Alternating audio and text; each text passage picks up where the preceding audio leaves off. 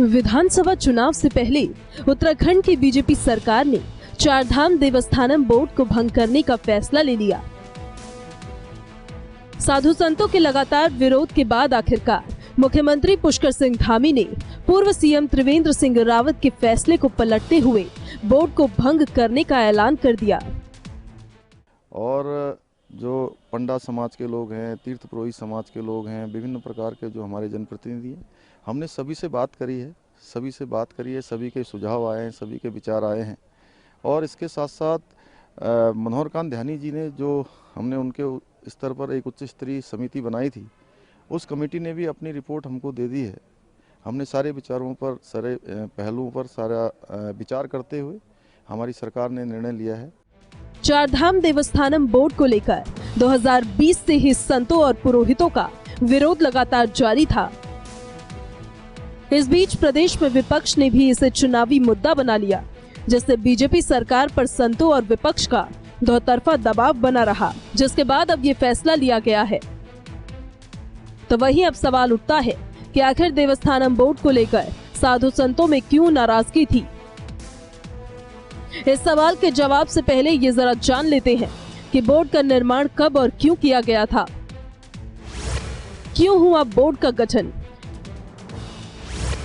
उत्तराखंड के पूर्व सीएम त्रिवेंद्र सिंह रावत के नेतृत्व वाली सरकार ने उत्तराखंड चारधाम देवस्थानम प्रबंधन अधिनियम 2019 के तहत एक बोर्ड का गठन किया था और चारों धामों के अलावा 51 मंदिरों का प्रबंधन अपने हाथों में ले लिया था।